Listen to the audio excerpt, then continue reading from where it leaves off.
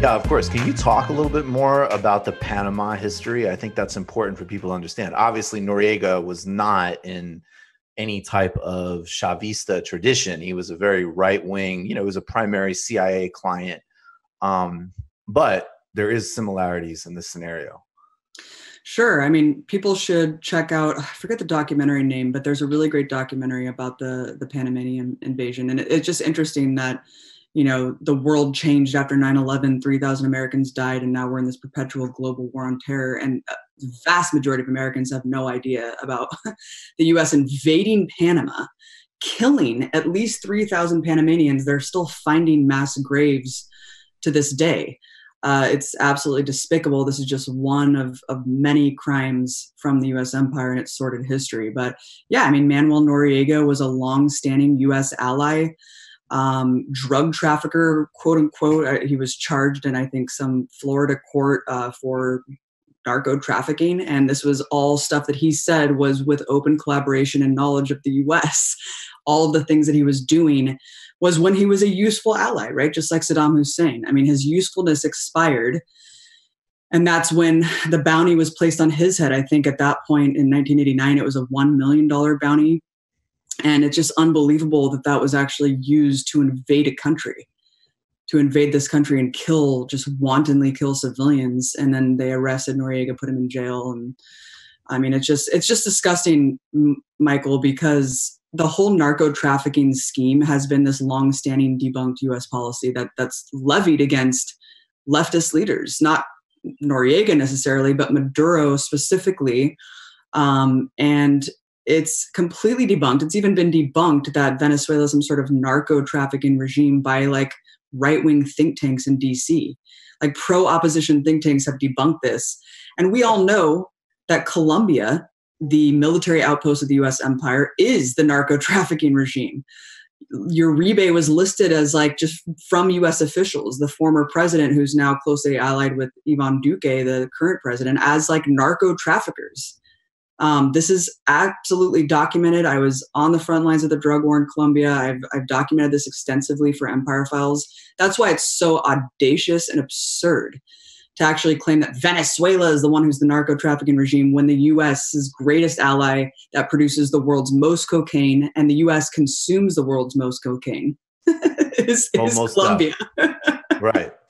So, and also the difference, I think, between the other layer of this, which is like just getting real about, like, I think that there's not a government in the world in which you couldn't have valid criticisms of, but the real conversation actually to me, particularly with Venezuela, starts to become, okay, if there have been deals made with facets of the military or whatever else, well, right, because how have they survived?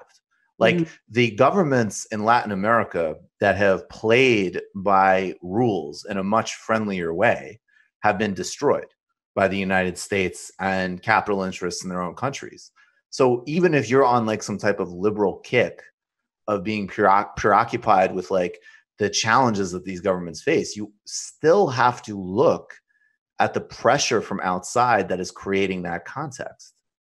Absolutely. And that's the context that we never see or hear about, right? It's always kind of, and there's like this third way that really doesn't exist. I mean, you go to Venezuela and the opposition, who's not part of this Juan Guaido cult, will tell you, like, we don't want the U.S. involved. Like, right. Let us do what we want to try to, have some sort of democratic measures to advance our agenda.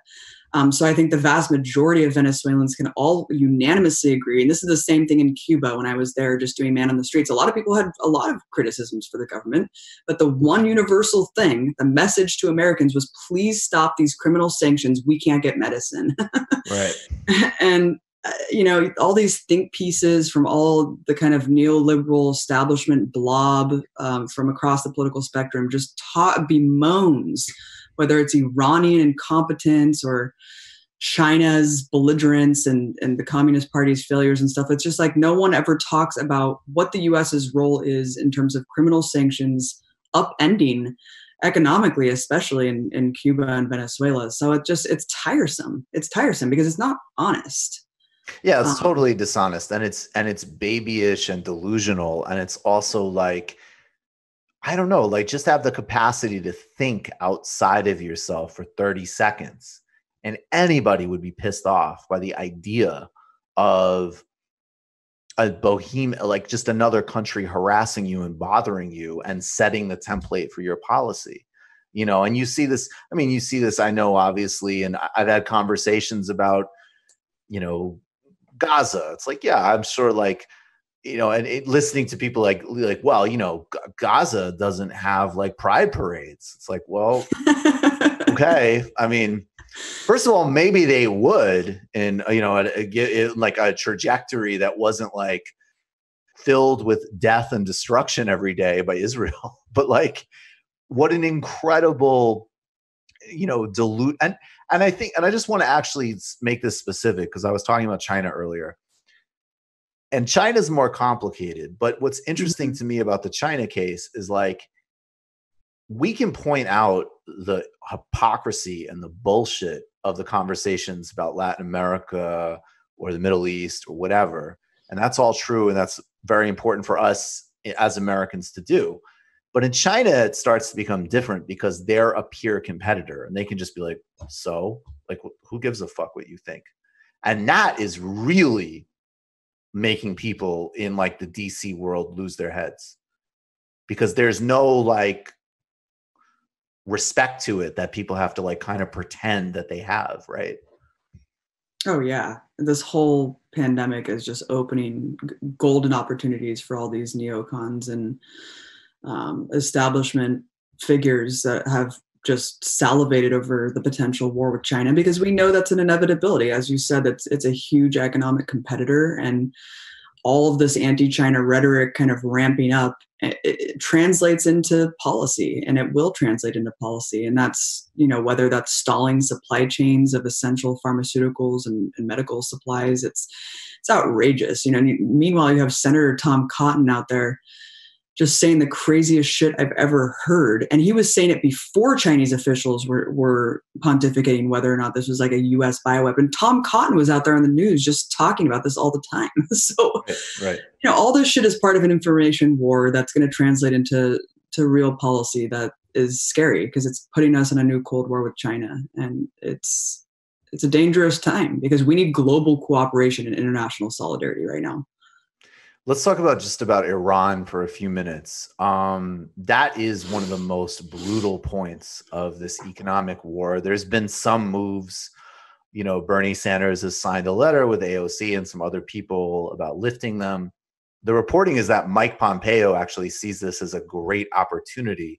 And I want you to take it like everything else. Like, people not getting testing kits in the United States is not that's not like, oh, that's so fucked up, I can't believe that would happen. That's exactly what would happen here because of how we design our economy.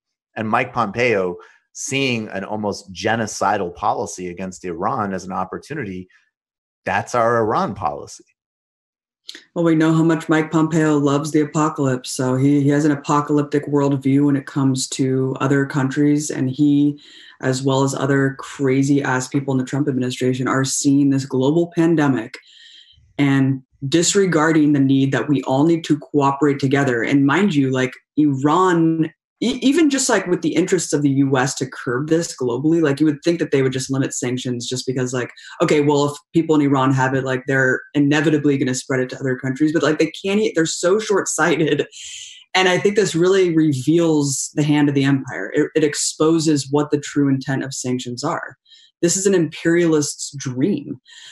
They just are hoping for something like this to happen in a country that they're asphyxiating economically, because once something like this happens, massive amounts of people will die and suffer completely unnecessarily. And then we can just look at them and blame the regime, right? Blame the regime for the growing pile of bodies and just say, well, look, this is what you get. This is what you get when you don't capitulate to our interests. It's cynical. It's Nazi-esque, to be honest. And the thing is, already on top of Trump's 800 or so sanctions that he's added, and mind you, this is like 700 more than any other president has ever put on Iran. Trump has just ramped them up to just unseen levels. But on top of that, they're adding more. They're adding more to politicians who are resisting US troop presence in Iraq to punish them, adding more to charities in Iran that are trying to protect holy sites, and then, of course, more on Iran's oil sector, because like Venezuela, Iran survives primarily on oil exports. It's absolutely insane, but that's not all they're doing. And as we know, Iran, of course, is the epicenter of the crisis in the Middle East. But it's interesting that the U.S. has already surpassed the death toll. What are we at? Like 3,000 or something now. I think Iran is not at 3,000 yet. So despite the quote unquote incompetence of the regime and the big cover up there and all of this, the U.S. is still taking the cake, right? The U.S. exceptionalism at its best. But that's not all. I was actually surprised to learn that the U.S. is taking other very aggressive measures militarily to threaten Iran during this time, not only the bombing of so-called Iranian-backed militias in Iraq and using this, to curb, quote, Iranian influence in the region, but they're also sending ships to the Arabian Sea in a clear threat to Iran, and also doing like mock exercises with the United Arab Emirates, setting up a fake Iranian city. I think it's called Native Fury, this mock exercise. You can check it out on YouTube. It's very surreal and dystopian that this is what we're spending our time and energy doing. Meanwhile, you have, other imperialist surrogates like France who are withdrawing troops from Iraq right now to deal with their own threat of corona in their country. And the US is just using this entire pandemic as an opportunity to advance.